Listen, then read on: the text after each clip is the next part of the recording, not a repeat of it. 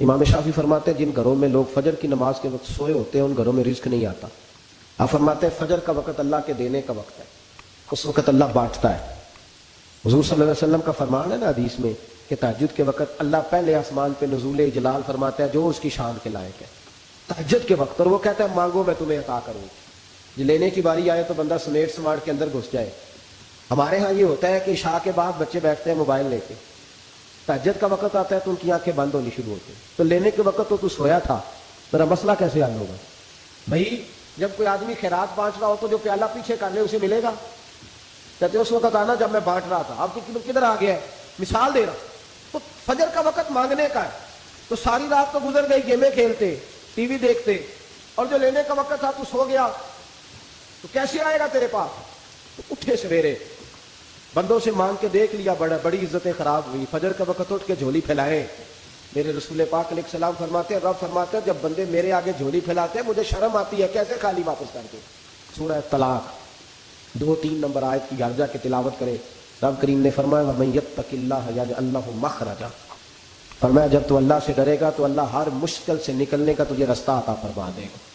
اور کیا خوبصورت انداز ہے قرآن مجید کا، اور ہم نے اس کا لاکھوں بار تجربہ کیا، بیسوں سینکڑوں بار یہ چیز ذاتی طور پر پریکٹیکل سے گزری. اللہ نے فرمایا ہر مشکل سے نکلنے کا رستہ بھی دے گا، وَيَرْزُقْهُ مِنْ حَيْثُ لَا يَحْتَسِبُ، اور اللہ تجھے وہاں سے رزق دے گا کہ تو نے کبھی سوچا بھی نہیں ہوگا.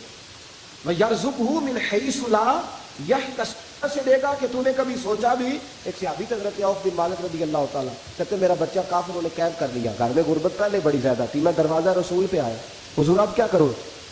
تو کہتے ہیں نبی پاک نے فرمایا بھروسہ اللہ کی ذات پہ کر، توکل اللہ کی ذات پہ کر، اور گھر جا کے تسبیح لے کے میاں بیوی بیٹھ جاؤ اور پڑھو لا حول ولا قوت الا باللہ العلی العظیم، جاؤ پڑھو جا. کہتے ہیں میں گھر بیٹھا ابھی چند تسبیحاں پڑھی تھی کہ دروازے پہ دستک ہوئی. دروازہ کھولا تو میرا بیٹا دروازے پہ کھڑا تھا، پلٹ کے دیکھا تو 400 بکریاں بھی لایا تھا. اور میں نے کہا بیٹا یہ کیسے آ گئی؟ کہنے لگے ابا جی مجھے ایک حویلی میں کافروں نے قید کیا ہوا تھا، میں بڑا پریشان تھا، لیکن ابھی تھوڑا دیر پہلے پتہ نہیں کیا ہوا، میں نے یوں ہاتھ لایا تو رسیاں کھل گئی. باہر نکلا ہوں تو 2-3 بندوں پہ نیند کا ایسا غلبہ تھا کہ بے ہوش ہو کے گرے ہوئے تھے. 400 بکریاں بھی تھی، میں نے دروازہ کھولا، بکریاں میرے ساتھ دوڑنے لگ گئی. تو میں 400 بکری بھی لے آیا ہوں، پلٹ پلٹ کے دیکھتا رہا ہوں، پر میلوں کا سفر ہوا وہ آئے ہی نہیں. تو والد کہنے لگے بیٹا چلو پہلے مصطفیٰ کریم سے جا کے پوچھ لیں، دیکھیں کیسے مالی مسئلے حل ہوتے. حضور سے جا کے پوچھے کہ ہمارے لیے جائز بھی ہے کہ نہیں.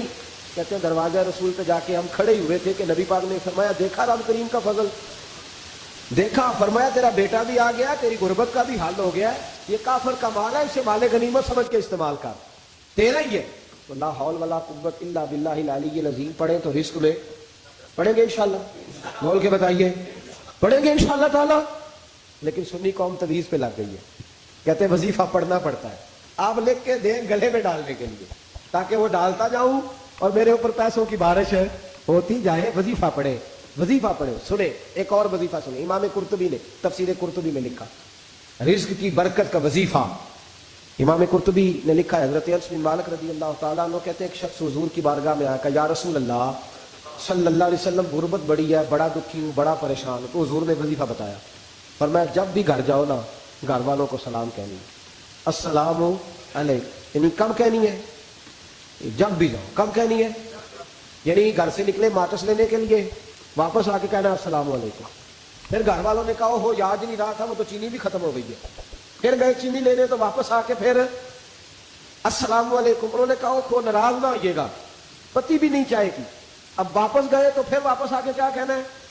تو نبی پاک صلی اللہ علیہ وسلم نے فرمایا جب بھی گھر جا السلام علیکم کہے اور 3 دفعہ سورۃ اخلاص پڑھ دے.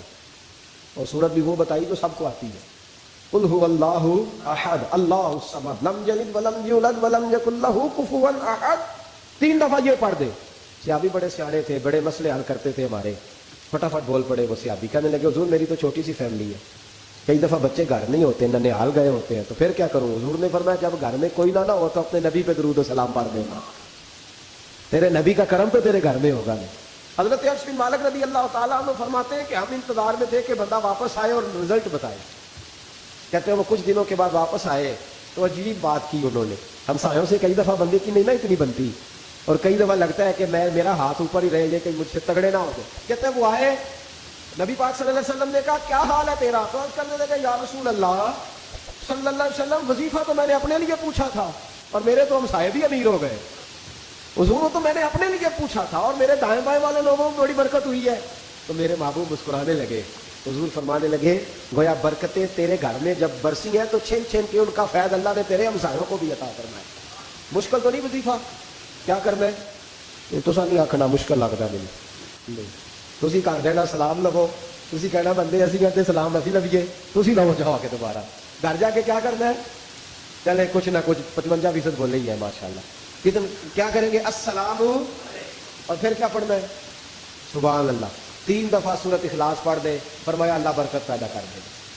اب سنیں, ایک دوست آئے, کہنے لگا حضرت جی بڑے پیروں کے پاس گیا ہوں, مالی مسئلہ حل نہیں ہوتا. تو میں نے کہا میں تجھے نبی پاک کی بارگاہ میں نہ لے جاؤں, پیروں کے پیر کے پاس نہ چلے جائیں. میں نے کہا سن تیرا مالی مسئلہ حضور حل کر دیتے. مشکات میں حدیث ہے, ایک صحابی نے کہا حضور غربت ہے, فرمایا روز رات کو سورت واقعہ پڑھ, تیرے گھر میں فاقہ نہیں آئے گا. اور یار بتاؤ, جب نبی پاک نے کہہ دیا نہیں آئے گا تو آئے گا, حضور نے کہہ دیا نہیں آئے گا تو آئے گا, اللہ اکبر, آ ہی نہیں سکتا. تو وہ والا وظیفہ پڑھ جو مصطفیٰ کریم نے بتایا ہے.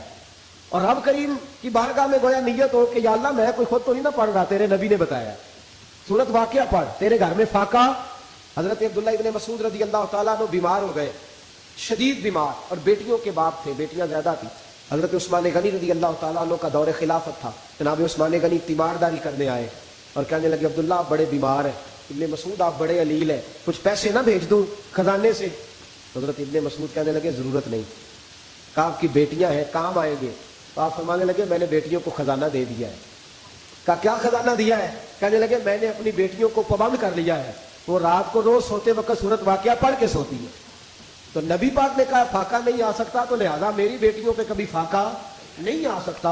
تو روز یہ تو کہتے ہو داماد جی سے کہ بھائی آپ مہربانی کرو, کو خرچہ بڑھاؤ, بچی بڑی پریشان ہے, تو بچی کو بھی یہ خزانہ دے دو, اس کو بیٹے روز رات کو سورت واقعہ پڑھا کر, رات سورت واقعہ پڑھے, صبح سورہ ملک پڑھے, دن کے وقت سورت بقرہ پڑھے. میرے نبی پاک صلی اللہ علیہ وسلم نے فرمایا جس گھر میں سورت بقرہ پڑھی جائے جن تو کیا شیطان بھی دوڑ جاتا ہے. تو کوئی جادو اثر کر سکتا ہے؟ تو ان وظیفوں پہ عمل کریں جو نبی پاک صلی اللہ علیہ وسلم نے ہمیں عطا کیے ہیں. حضور غوث پاک نے بھی ایک وظیفہ بتایا, وہ بھی بتا دوں آپ کو. غوث اعظم رضی اللہ تعالیٰ عنہ کی خدمت میں ایک شخص آیا, اس نے کہا حضور بڑی تجارت کرتا ہوں, کام نہیں چلتا. فرمانے لگے اب تو اللہ سے تجارت شروع کر دے. کیا مطلب؟ فرمانے لگے 10 کمائے تو ایک اللہ کے رستے میں دے, رب کریم اس کے بدلے میں تجھے 70 عطا فرمائے گا. اس نے کہا حضور اس طرح کروں؟ فرمایا تو یہ کر کے دیکھ, عبد القادر جیلانی وعدہ کرتا ہے اللہ تیری مدد کرے گا. غلام کہتے ہیں وہ 6 مہینے کے بعد آیا, پہلے جب آیا تھا تو پیدل آیا تھا, 6 ماہ کے بعد آیا تو 6 اونٹ تھے اس کے پاس, اور آ کے حاضر ہوا. تو کہنے لگا حضور زندگی پتہ نہیں کہاں گزار دی, کاروبار کا تو مزہ ہی اب آیا ہے, اب مزہ آیا ہے کاروبار کرنے کا, اب مزہ آیا. کہ 10 میں سے 1 دیتا ہوں, پتہ نہیں کتنا مہربان ہے. اور یہ آیت ہے وَيَرْزُقْهُ مِنْ حَيْثُ لَا يَحْتَسِبُ, تجھے وہاں سے دے گا کہ تیرا کبھی گمان بھی نہیں گیا ہوگا. روحانی معاملات کو بھی ضرور شامل حال رکھے, اور مال مانگے اس سے جو بے حساب دیتا ہے, دنیا داروں سے نہیں مانگے, اس سے مانگیں جو دیتا ہے تو پھر بے حساب ہی دیتا ہے. دعا کرتا ہوں اللہ ہر گھر میں برکت پیدا کر دے, ہر گھر میں فضل کر دے. 12واں پارہ ہے, اس کے بالکل شروع میں اللہ تعالیٰ نے فرمایا کہ وما من دابۃ فی الارض الا علی اللہ رزقها, فرمایا کہ نہیں ہے کوئی جاندار جو زمین پر چلتا ہو اور اس کا رزق اللہ کے ذمے نہ ہو. فرمایا جو زمین پہ چلنے والے ہیں, جو آئے ہیں, رب کریم نے ان کے رزق کا ذمہ اپنے ذمے رکھا ہوا ہے. اور فرمایا اس کے قیام کی جگہ, یعنی اس کے باپ کی پشت یا ماں کا رحم یا زمین پر جہاں وہ ٹھہرے گا, اور سپردگی کی جگہ یعنی جہاں اس کا مکان یا اس کی قبر بنے, اللہ تعالیٰ اس کو بھی جانتا ہے, اس کا بھی رب کریم نے بندوبست کیا ہے. اور یہ سب کچھ روشن کتاب میں مذکور ہے. مزید اللہ تعالیٰ نے فرمایا کہ تخلیق کائنات کا مقصد انسان کے خیر و شر کی آزمائش ہے. اس کے بعد کافروں کے حیات بعد الموت کو سحر قرار دینا, وہ کہتے تھے یہ جادو ہے, تو جادو قرار دینے اور ان کی سرکشی کا بیان ہے کہ عذاب میں تاخیر کو احسان شمار کرنے کی بجائے مسلمانوں کو تانے دیتے ہیں کہ عذاب کو کس چیز نے روک رکھا ہے. آگے چل کے انسان کی خود غرضی کو بیان کیا اللہ تعالیٰ. فرمایا کہ اللہ تعالیٰ کسی انسان کو کوئی نعمت عطا کرتا ہے تو وہ اس پر شکر گزار نہیں ہوتا, لیکن اگر نعمت چھین جانے پر تو پھر نا امید اور ناشکرا ہو جاتا ہے. ملی تھی تو پھر اس نے شکر ادا, چلی گئی تو بڑے شکوے کر رہا ہے. اسی طرح اگر مصیبت کے بعد کوئی نعمت ملے تو انسان اتراتا ہے, شیخی بھی کارتا ہے. البتہ جو ہر حال میں صابر شاکر رہے اور عمل صالح کرے تو ان کے لیے بخشش ہے اور بڑا اجر ہے. اللہ تعالیٰ نے اپنے نبی پاک صلی اللہ علیہ وسلم کو تسلی کے لیے فرمایا کہ کفار طرح طرح کی فرمائشیں کرتے ہیں. کہتے ہیں کہ آپ پر کوئی خزانہ کیوں نازل نہیں کیا گیا؟ آپ اور آپ کے صحابہ غربت میں وقت گزارتے ہیں تو معاذ اللہ یہ بتا نہ دیتے تھے کہ کوئی خزانہ کیوں نہیں نازل کیا گیا، اور آپ کی تائید کے لیے فرشتہ کیوں نہ اترا؟ آپ اس پر تنگ دل نہ ہوں. آپ کا کام تو صرف لوگوں کو عذاب الہی سے ڈرانا ہے. اس صورت میں بھی قرآن کریم کے کلام الہی ہونے کا انکار کرنے والوں کو چیلنج دیا گیا ہے کہ اپنے تمام حمیتیوں کو ملا لو اور قرآن پاک جیسی 10 صورتیں بنا کے دکھاؤ، لیکن بنا سکتے؟ آیت نمبر 15 میں ارشاد فرمایا کہ دنیا اور اس کی زینت کے طلبگاروں کو ان کے اعمال کا اجر اسی دنیا میں مل جائے گا، لیکن آخرت میں پھر ان کا کوئی حصہ نہیں ہوگا. اجر آخرت کے اعتبار سے ان کے اعمال باطل ہو جائیں گے. آیت نمبر 17 میں قرآن کی حقانیت کا انکار کرنے والوں کے لیے نار جہنم کی وعید کا ذکر ہے، اور قرآن کے اللہ کی جانب سے حق ہونے اور بغیر کسی شک کے اس پر ایمان لانے کا ذکر ہے. اس کے بعد اللہ تعالیٰ پر جھوٹ باندھنے والوں اور اللہ کے رستے سے روکنے والوں کا ذکر کیا گیا کہ قیامت کے دن ان پر گواہ پیش ہوں گے کہ یہ اپنے رب پر جھوٹ باندھتے تھے، اور ان پر اللہ کی لعنت. ان کے لیے دوہرے عذاب اور آخرت میں ان کی یقینی ناکامی کا ذکر ہے. یہاں ایک بات آپ سے عرض کروں، ہم بھی کئی دفعہ نا بھولے پان میں کہہ دیتے اللہ نے یہ بھی تو فرمایا نا جی قرآن میں. تو جب تک آپ پڑھ نہیں لیتے یا سن نہیں لیتے تب تک یہ جملہ بولنے کی ضرورت ہے. اسی طرح نبی پاک علیہ السلام نے فرمایا جس نے مجھ پر جھوٹ باندھا، جھوٹی حدیث بیان کی، وہ میں نے کہا ہی نہیں تھا پر اس نے جھوٹی حدیث بیان کی، تو حضور فرماتے اس نے حدیث نہیں سنائی بلکہ اپنا جہنم کے اندر مکان بنا لیا. تو قرآن و سنت کے معاملے میں جس چیز کا علم نہ ہو، جس کی پوری خبر نہ ہو، آپ اس کے حوالے سے کوئی بات کر سکتے؟ احتیاط کریں، بہت احتیاط کریں. آیت نمبر 23 میں بتایا کہ جو ایمان لائے اور جنہوں نے نیک کام کیے اور اپنے رب کے حضور عاجزی کی تو یہ لوگ ہمیشہ جنت میں رہیں گے. مزید فرمایا کہ مومن اور کافر کی مثال ایسی ہے جیسے اندھا اور بینا. مومن گویا دیکھنے والا ہے اور کافر گویا اندھا ہے اور بہرا اور سننے کی صلاحیت رکھنے والا. آیت نمبر 25 سے 23 تک میں پھر حضرت نوح علیہ السلام اور ان کی قوم کے حالات بیان ہوئے کہ نوح علیہ السلام نے جب اپنی قوم کو توحید کی دعوت دی اور انکار پر عذاب الہی سے ڈرایا تو قوم کے سرداروں نے ان سے کہا، بولا کیا کہا؟ کہنے لگے آپ تو ہم جیسے بشر ہیں، تو ہماری طرح ہی ہیں آپ، اور آپ کے پیروکار پسماندہ یعنی غریب لوگ ہیں اور کم عقل لوگ ہیں. ہماری رائے میں آپ کو معاذ اللہ ہم پر کوئی فضیلت حاصل نہیں، بلکہ معاذ اللہ ثم معاذ اللہ. کہنے لگے آپ تو جھوٹے، اللہ کے نبی کو کہہ رہے ہیں معاذ اللہ استغفر اللہ. نوح علیہ السلام نے جواب دیا کہ میں اپنے رب کی جانب سے واضح دلیل رکھتا ہوں اور اس نے مجھے رحمت سے نوازا ہے، لیکن تم میرے مقام کو سمجھنے کی صلاحیت نہیں رکھتے، تم اتنی صلاحیت رکھتے نہیں ہو. اور پھر ارشاد فرمایا کہ میں تم سے دعوت حق کے صلے میں کسی اجر کا طلبگار نہیں ہوں اور نہ ہی میں اہل ایمان کو اپنے پاس سے دھتکارنے والا ہوں، اور میں نے یہ دعویٰ بھی نہیں کیا کہ میرے پاس اللہ کے خزانے ہیں، اور نہ میں از خود غیب جاننے والا ہوں، اور نہ ہی میں یہ کہتا ہوں کہ میں فرشتہ ہوں، نہ میں یہ کہتا ہوں کہ جن لوگوں کو تم اپنی نظروں میں حقیر جانتے ہو اللہ انہیں خیر سے نہیں نوازے گا. فرمایا یہ ٹھیک ہے کہ اللہ بشروں میں سے رسول بناتا ہے، پر جسے بناتا ہے پھر اسے بڑی شانیں عطا فرماتا ہے. پہلے دن سے انسان کا یہ مسئلہ ہے، پہلے دن سے انسان کا یہ مسئلہ ہے کہ وہ کہتا ہے میں انسان سے ہدایت حاصل کروں، لیکن رب نے بھی قانون بنایا ہے کہ اللہ تبارک و تعالیٰ بندے پر ہی وحی فرماتا ہے. فرشتوں اور جنوں کو اللہ نے اس منصب کے لیے منتخب نہیں فرمایا. قوم نوح نے کہا کہ آپ نے ہم سے بہت بحث کی معاذ اللہ، بس جس عذاب سے آپ ہمیں ڈرا رہے ہیں وہ لے آئیے. تو نوح علیہ السلام نے کہا کہ اللہ چاہے گا تو تم پر عذاب بھی آ جائے گا. آیت نمبر 37 سے 47 میں بتایا کہ اللہ تعالیٰ کی طرف سے نوح علیہ السلام کو حکم ہوا کہ ہماری نگرانی میں اور ہماری وحی کے مطابق آپ کشتی بنائیے اور ظالموں کے بارے میں ہم سے کوئی بات نہ کریں. حضرت نوح کی خواہش تھی کہ یا اللہ انہیں بھی معاف کر دے، فرمایا یہ ظالم ہے تو میرے نبی ان کے بارے میں مجھ سے کوئی بات نہ کریں، وہ ضرور غرق ہو جائیں گے. پھر وہ کشتی بنانے لگے اور جب ان کی قوم کے سردار ان کے پاس سے گزرتے تو ان کا مذاق اڑاتے. یہ آپ کیا کریں؟ آج بھی وزیر مشیر بڑے بڑے لوگ اللہ ماشاءاللہ دینداروں کا مذاق اڑاتے نہیں؟ اڑاتے ہیں کہ نہیں اڑاتے مذاق؟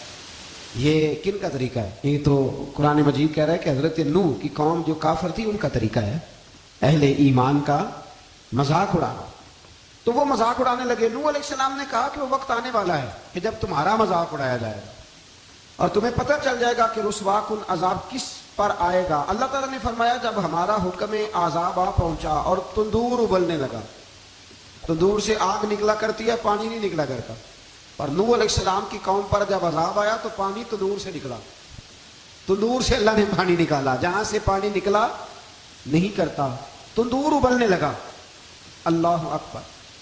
تو اللہ تبارک و تعالیٰ نے فرمایا تو ہم نے نوح علیہ السلام سے کہا کہ آپ خود اور اپنے گھر والوں کے ساتھ اس کشتی میں سوار ہو جائیں اور اہل ایمان کو بھی سوار کر لیں اور ہر چیز کے جوڑے یعنی نار اور مادہ کو سوار کر لیں. اور ان کے ساتھ ایمان والے بہت کام تھے. حضرت نوح علیہ السلام دعائیں پڑھتے ہوئے سوار ہو گئے. پھر کیا ہوا, کشتی انہیں پہاڑوں جیسی موجوں میں لے جا رہی تھی کہ نوح علیہ السلام الگ کھڑے ہوئے اپنے بیٹے سے فرمانے لگے, بیٹے ہمارے ساتھ کشتی میں سوار ہو جا اور کافروں کے ساتھ نہ رہو. اس نے یعنی نوح علیہ السلام کے بیٹے نے کہا کہ میں آپ کے ساتھ نہیں بیٹھوں گا, ابھی کوئی پہاڑ آئے گا تو میں پہاڑ کی پناہ لے لوں گا. اگر کسی نیک آدمی کا بیٹا کبھی غلط نکل آئے تو اس کا مطلب یہ نہیں کہ اس نے تربیت ٹھیک نہیں کی. ہاں, یہ اعتراض چھوڑ دیں, اس لیے کہ نوح علیہ السلام کا بیٹا کافر ہو گیا. اور جب سیلاب نظر آیا تو اس نے کہا کہ آجا سوار ہو جا, تو کہنے لگا میں نہیں بیٹھوں گا, میں تو کسی پہاڑ کی پناہ لے لوں گا اور میں اس کے اندر چھپ جاؤں گا اور وہ پہاڑ مجھے پانی سے بچا لے گا. نوح علیہ السلام نے کہا آج اللہ کے حکم کے سوا کوئی بچانے والا نہیں ہے سوائے اس کے جس پر اللہ رحم فرمائے. پھر ان دونوں کے درمیان موج حائل ہو گئی. ایسے ایک موج اٹھی اور حضرت نوح کا بیٹا ڈوب گیا. اور جب حضرت نوح کا بیٹا ڈوبا, اللہ کی طرف سے حکم ہوا اے زمین اپنا پانی نگل لے, اے آسمان تھم جا, پانی خشک ہو گیا. اللہ کا فیصلہ نافذ ہو گیا اور کشتی کوہ جودی پر ٹھہر گئی. نوح علیہ السلام نے اللہ سے التجا کی, کیا میرے پروردگار میرا بیٹا اور میرے اہل سے ہے اور تیرا وعدہ سچا ہے کہ تو میرے اہل کو بچا لے گا. اللہ نے فرمایا نوح وہ آپ کے اہل میں سے ہے ہی نہیں, وہ آپ کے اہل میں سے ہے ہی نہیں. اہل میں سے وہ ہوگا جو آپ کے طریقے پہ چلے گا, جو طریقے پہ نہ چلے وہ نسل میں سے ہے ہی نہیں. وہ ختم ہو گئی بات. اللہ اکبر. اس کے اعمال ٹھیک نہیں. جس بات کی حقیقت کا آپ کو معلوم نہ ہو اس کے بارے میں سوال نہ کرے. تو نوح علیہ السلام نے اللہ تعالیٰ سے اپنی اس اجتہادی خطا پر مغفرت اور رحم کی دعا کی. پھر طوفان نوح تھم جانے کے بعد وہ سلامتی کے ساتھ اتر گئے. اجتہادی خطا, میں نے ایک لفظ بولا ہے, یہ اجتہادی خطا کا مطلب یہ ہے کہ بعض اوقات انبیاء سے ایسی باتیں سرزد ہو جاتی ہیں کہ جو تعلیم امت کے لیے ضروری ہوتی ہے تاکہ لوگوں کو پتہ چل جائے کہ اللہ کی بارگاہ میں توبہ کیسے کرنی ہے. اگر وہ لوگ توبہ نہ کرتے تو ہمیں توبہ کے طریقے سمجھ میں, یعنی ان سے اجتہادی خطا ہو گئی, کہنے میں کرنے میں کوئی ایسی بات ہو گئی جو بظاہر اللہ تعالیٰ کی رضا والی, تو فوراً معافی مانگ لیتے تھے. لیکن اب امتی اٹھ کے کہے کہ نبی گناہ گار ہے معاذ اللہ. حضرت آدم نے دعا مانگی تھی نا, ربنا ظلمنا انفسنا, اے اللہ ہم نے اپنی جانوں پر ظلم کیا. انہوں نے کہا تھا تو اگر کوئی بندہ حضرت آدم کو ظالم کہے گا تو کافر ہو جائے گا. تو اگر وہ کہے کہ وہ تو خود کہہ رہے ہیں, ایک بندہ اڑ جاتا ہے, کہتے ہیں جو خود کہہ رہے ربنا ظلمنا, تو خدا کے بندے وہ اللہ کے نبی ہیں, وہ رب سے کہہ رہے ہیں, وہ عاجزی کے طور پر کہہ رہے ہیں. کچھ لوگ اڑ جاتے کہتے ہیں خود حضور نے کہا جی انا بشر مثلکم, میں تمہاری طرح کا بشر ہوں, خود نبی پاک نے کہا ہے. عجیب بیوقوف بندے ہو, نبی کریم تو کہہ سکتے ہیں پر امتی اٹھ کے نہیں کہہ سکتا. اس نے تو کہنا ہے وہ حبیب اللہ ہے, اس نے تو کہنا ہے وہ قیامت میں شفاعت کرنے والے ہیں. امتی نے تو کہنا ہے وہ سارے نبیوں کے سردار ہیں, وہ امام الانبیاء ہیں. امتی وہ لفظ ادا کرے گا جو اس کے بنتے ہیں. اب تو بندہ اٹھ کے کہہ دے, دیکھے نا ایک بہت بڑا عالم تقریر کرتے ہوئے کہہ دی میں تو ان پڑھ آدمی ہوں, تو اس کا شاگرد کہے کہ استاد جی قسم اٹھائے, ہاں آپ نے تقریر میں کہا نہیں میں ان پڑھ ہوں, آپ تو ان پڑھ ہے. تو یہ بات ادب ہے کہ بے ادبی ہے؟ چلیں اس سے آگے چلتے ہیں, یہ بھی ذرا مشکل سے سمجھ میں آئے گی. ایک اور بات جو جلدی سمجھ میں آ جائے گی. ایم این اے جب اعلان کرتا ہے, تقریر کرتا ہے, الیکشن لڑتا ہے, تو کہتا نہیں میں قوم کا خادم ہوں. کہتے ہیں نا کہ میں قوم کا خادم سے آپ کیا کچھ کراتے ہو, سارے کام کراتے ہیں نا. خادم کو بندہ یہ بھی کہہ لیتا ہے کہ جھاڑو دے دے گلی میں, کہتے ہو کہ نہیں کہتے؟ تو اس نے بھی تو اسپیکر میں کہا میں خادم ہوں, کہو اس سے کہ جھاڑو دے گلی میں آ کے. پھر پتہ کیا حال ہوگا, جھاڑو تو نہیں آئے گا اور ہو سکتا ہے کچھ ہے آ جائے. تو اس لیے اب کو بندہ کہ جنہوں نے خود کہا, تو ایک کچھ پوری جماعت ہے لوگوں کی جو بات کو سمجھتی نہیں. کہتے ہیں خود کہا میں بشر ہوں, انہوں نے خود کہا میں غیب نہیں جانتا, انہیں خود کہا میرے پاس خزانہ کوئی نہیں, انہوں نے خود کہا میرے پاس کوئی شے نہیں. تو اس لیے آپ سمجھیں کسی کے لفظوں پر اگر آپ گرا لگا کے بیٹھیں گے تو پھر اس سے بے ادبی. تو میرے عزیز, جب سب سے بڑھ کر وہ دیتا ہے, سب سے زیادہ نوازتا ہے, سب سے زیادہ پیار کرتا ہے, تو پھر وہ فرماتا ہے یا ایھا الذین آمنوا اذکروا اللہ ذکرا کثیرا, اے ایمان والو اپنے رب کا کثرت کے ساتھ ذکر کرو. آپ دیکھیں نا حضور مہینوں مہینوں جا کے غار حرا میں بیٹھتے. کیا وہاں تبلیغ کرتے تھے؟ کوئی کتاب لکھتے تھے؟ رسول کریم علیہ السلام مہینہ مہینہ رہتے غار حرا میں. کوئی نہ مجھے دیکھے، کوئی نہ مجھے ملے. حضور یہاں کیا ہے؟ فرمایا میں اپنے رب کی عبادت کروں گا. نبی کریم علیہ السلام نے سجدوں کے ساتھ پتھروں اور پہاڑوں کو آباد کر دیا. سجدوں کے ساتھ آپ کا سجدہ آپ کو بہت ساری چیزوں سے چھڑا لیتا ہے. یہ بہت ساری جگہوں سے جھکنے سے بچا لیتا ہے. صوفیاء اولیاء یہ کیا کرتے تھے؟ یہ سجدے کا ذوق ہی تو پیدا کرتے تھے. سجدے کا ذوق شاہ عبدالعزیز دباغ رحمۃ اللہ تعالیٰ علیہ اپنے مریدوں سے فرمایا کرتے تھے کہ اگر تم پکے نمازی بن جاؤ نا، تہجد گزار ہو جاؤ، تو میرے پاس آنا جانا چھوڑ دینا. اور اس کی حضور کیوں؟ فرمایا میں تمہارے اور رب رسول کے راستے میں رکاوٹ نہیں بننا چاہتا. اب میرا مقصود ہے تمہیں وہاں تک پہنچانا. جب پہنچ گئے تو پھر میری ضرورت ختم ہو گئی. ہاں کبھی وسوس آئے، شک پیدا ہو، تکلیف ہو تو آنا، ورنہ میں نہیں چاہتا کہ میں رکاوٹ بنا رہوں. تم اللہ اللہ کرو، اس مالک کو راضی کرو. میرے رسول پاک علیہ وسلم نے فرمایا بندہ اللہ کے سب سے قریب اس وقت ہوتا ہے جب وہ سجدے کی حالت میں ہوتا ہے. کس کے قریب ہوتا ہے؟ اللہ کے سب سے قریب ہوتا ہے. وہ بڑا نیڑے ہے رب کے، بڑا قریب ہے، اس لیے کہ وہ حالت ہے سجدہ. وہ جب سجدے کرتا ہے نا اس کی بارگاہ میں جب جھک جاتا ہے. آپ ذرا سجدے کی کیفیت دیکھیں نا. زبان بھی یہاں ہے، آنکھ بھی یہاں ہے، کان بھی، عقل بھی ساری، اس نے سارا کچھ رکھ دیا سجدے. آپ وہ کبھی پیچھے جائیں تو دیہاتوں میں کہا جاتا تھا ناک سے لکیریں نکالو. بہت بڑی سزا ہوتی تھی نا، ناک سے لکیریں نکالو، بڑی سزا ہوتی تھی. تو اس نے کہا مالک مجھے کسی نے کہا نہیں، پر دیکھنا میں نے رکھ دی ساری عقل سجدے میں، اور رکھ کے کہا کیا سبحان ربی یا اللہ، اللہ میں پست ہوں تو اعلیٰ، اللہ تو میرا رب ہے اور تو سب سے اعلیٰ. اتنا. اور فرمایا جب یہ اس کیفیت میں ہوتا ہے تو پھر یہ اپنے رب کے قریب ہوتا ہے. کثرت عبادت، نوافل. جو نبی پاک صلی اللہ تعالیٰ علیہ وسلم نے پہلا کلمہ شریف کے بارے میں فرمایا کہ یہ سب سے افضل کلمہ، اور سب سے افضل دعا کے بارے میں فرمایا کہ الحمدللہ کہنا سب سے افضل دعا ہے. تو یہ اذکار کے جو فضائل حضور نے بیان کیے تو کیا معاذ اللہ ہم ان کو ضائع کریں گے؟ ان باتوں یہ ایک عام آدمی کی بات تو ضائع کی نہیں جا سکتی، تو رسول کریم صلی اللہ علیہ وسلم کی بات کو کیا ضائع کیا جائے؟ ہمارے ہاں عمرے کی قرآن محفلوں پہ ہونے لگ گئی ہے، حالانکہ حدیث سے ثابت نہیں. میں دوستوں سے کہتا ہوں جائز ہے، کرنی چاہیے. عمرے کی قرآن دازی جائز ہے، اور کسی حدیث میں نہیں آئی کہ قرآن دازی کرو عمرہ کرو. حدیث میں قرآن دازی یہ آئی ہے کہ نبی پاک علیہ السلام نے فرمایا تمہیں پتہ چل جائے نا پہلی صف کا ثواب کتنا ہے تم قرآن دازی کرو. عمرے کی قرآن دازی کا تو پوسٹر چھپتا ہے، تو یہ والی قرآن دازی کا بولیے ہونی چاہیے کہ نہیں؟ حضور نے فرمایا تمہیں پتہ چلے کہ اس کا ثواب کتنا تو تم قرآن دازی کرو، تم قرآن ڈالو. جب آپ نماز پڑھ رہے ہوتے ہیں، جب آپ کا مصلی آباد ہوتا ہے. صلاح الدین ایوبی ایک بزرگ سے ملاقات ہو گئی، بیت المقدس پر قبضہ تھا عیسائیوں کا. تو صلاح الدین بڑے پریشان تھے. وہ بابا جی کہنے لگے پتر کیا ہوا؟ کہنے لگے حضور پتہ چلا ہے دشمن کے 2 بحری بیڑے اسلحہ لے کے آ گئے. مسلمان پہلے ہی کمزور ہیں، اور اب اگر 2 بحری بیڑے اور آ گئے تو حضور مسئلہ بن جائے گا. تو میں پریشان ہوں کہ کس طرح یہ کم مسئلے والی ہماری فوج ہے کیسے مقابلہ کرے گی. تو بابا جی کہنے لگے پتر اس طرح کرنا، آج رات تو بھی دعا کرنا اور میں بھی کروں، تو بھی دعا کرنا. آپ ناراض نہ ہونا، ہم تو پیروں والے، ہم تو پیروں کے نوکر غلام ہیں، ہمارا تو گزارا ہی نہیں، ہمیں تو ملتا ہے سارا کچھ وہاں سے. پر میرا سوال یہ ہے کہ تعویذ لینے جاتے ہو نفل کیوں نہیں پڑھتے؟ رات اللہ اللہ کیوں نہیں کرتے؟ یہ بھی تو ہمارے بزرگوں کا ہی طریقہ ہے، انہوں نے تو ہمیں سکھایا ہے. صلاح الدین ایوبی سے بزرگوں نے کہا کہ رات آج نا اللہ اللہ کرنا، تو میں تیرے لیے دعا کروں گا، تو بھی دعا کرنا.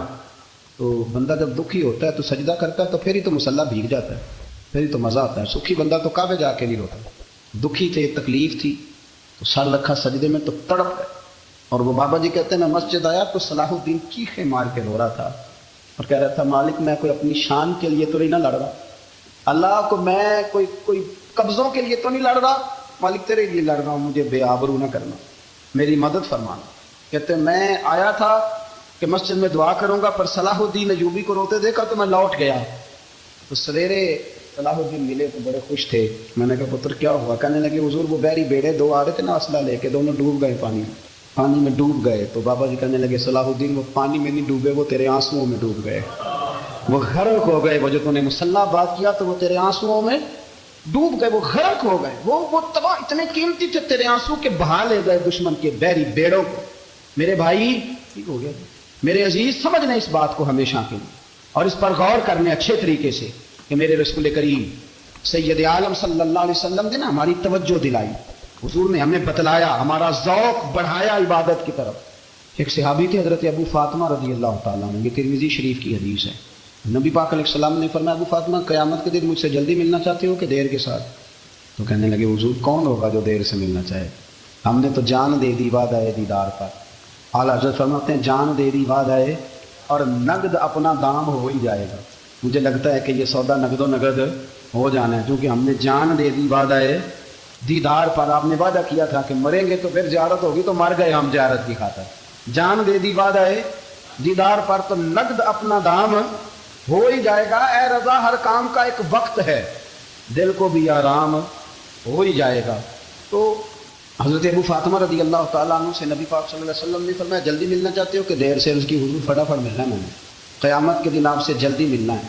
تو نبی پاک علیہ السلام نے فرمایا پھر اس طرح کرنا، دنیا میں رہ کے سجدے زیادہ کرنا، پھر سجدے زیادہ کرنا، قیامت میں ملاقات جلدی ہو جائے گی، قرب ملے گا۔ تو اپنے بچوں کے اندر دیکھیں نا، ہم شوق پیدا کرتے ہیں، ہمیں صحیح لفظ نہیں بولنے آتے پر ہم بچوں میں شوق پیدا کرتے ہیں کہ پتر ڈاکٹر بن جائے گا تو بڑا نفع کرے گا، تو لوگوں کی خدمت کرے گا، ملک و ملت کی خدمت کرے گا، تیرے ابا کا نام روشن ہوگا، تیرے دادا کی تعریفیں ہوگی۔ ہم یہ ذوق پیدا کرتے ہیں، ہم اپنے نوجوانوں کے اندر یہ فکر پیدا کرتے ہیں، انہیں ہم سمجھاتے ہیں کہ میاں جب تم پڑھو گے، محنت کرو گے تو فلاں آدمی کی طرح تمہارا نام ہوگا۔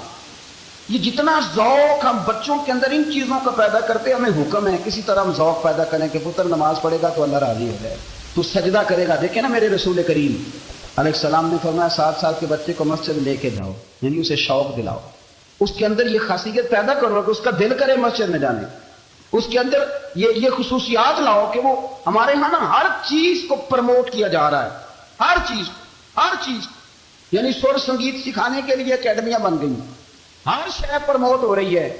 عبادت کا جذبہ کم ہوتا ہے، اللہ کا ذوق ہمارے اندر نہیں رہا، اور اتنا مشکل ہم نے اپنے لیے بنا لیا ہے کہ وہ بندہ جو بڑی زبردست مذہبی گفتگو کر رہا اور تگڑی بات کر رہا، تو کیا بات ہے، لیکن نماز کے بارے میں کمزوری دکھا جاتا ہے، نوافل کے بارے میں وہ چپکے سے نکل جاتا ہے۔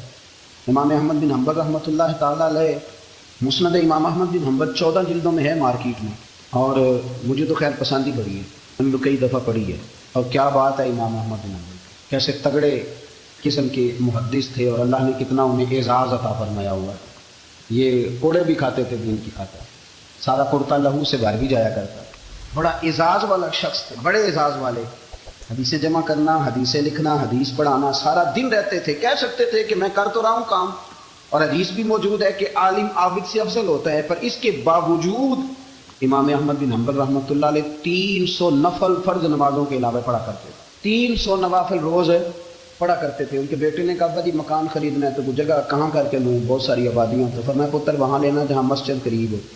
میرے رسول کریم سید عالم صلی اللہ علیہ وسلم اتنا پسند کرتے مسجد کو، اتنا پسند کرتے نماز کو، کہ رسول کریم صلی اللہ علیہ وسلم تہجد کی نماز بھی پڑھتے، پھر حضور فجر کی نماز بھی پڑھتے، نبی پاک وتر کو الگ کر کے پڑھتے، عشاء کے ساتھ نہیں پڑھتے۔ یہ تو ہم اس لیے اجازت دی ہمارے بزرگوں نے کہ بعد میں اٹھے گا کون علیحدہ وتر پڑھنے کے لیے، عشاء کے ساتھ پڑھ لیں، وتر پڑھتے، تہجد پڑھتے، فجر پڑھتے، اشراق پڑھتے، چاشت پڑھتے، مغرب کی نماز کے بعد 6 رکعت ابابین پڑھتے، پھر رات کو صلاۃ اللیل پڑھتے۔ سیدہ عائشہ صدیقہ کہتی ہیں زمانہ سو جاتا اور میرے رسول مصلی بچھا کے کھڑے ہو جاتے، او یار کھیتی باڑی کر کے نہیں، محنت مزدوری کر کے نہیں۔ جناب عائشہ کہتی ہیں میں یہ بھی دیکھتی کہ حضور ایک آیت شروع کرتے تو ساری رات اسی کو پڑھتے، اور میری نظر جاتی تو قدم مبارک پہ ورم آ جاتا، یار نماز پڑھ کے اتنی مشقت کر کے، اتنی جد و جہد کر ورم آ گیا، یا رسول اللہ اتنی محنت کیوں کرتے ہو؟ فرمایا افلا اکون عبدا شکورا، کیا میں اپنے رب کا شکر گزار بندہ نہ بنوں؟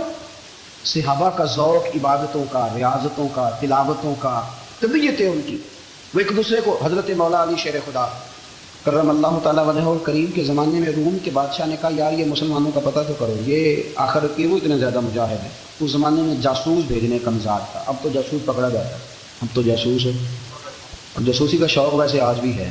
عرض کروں تھوڑی سی بات اس عنوان سے، پتہ کیا ہمارا مسئلہ ہے؟ ہم جہاں جاتے ہیں نا وہاں تھوڑی خوشبو سونگنے کی کوشش کرتے ہیں، وہ کیا ہے تو یہ کیا ہے تو ادھر کیا ہے تو تھوڑا سا ادھر کیا ہے۔ میرے رسول پاک پڑھیے درود شریف، سارے پڑھیے ذرا زور سے، صلی اللہ تعالی۔ نبی پاک علیہ السلام نے فرمایا جاسوسی نہ کرنا ورنہ تم بندوں کو خراب کر دو، اور فرمایا اس طرح نہ ہو کہ تم کسی کے آپ کھول میں نکلو تو تمہارے پہلے کھول جائیں۔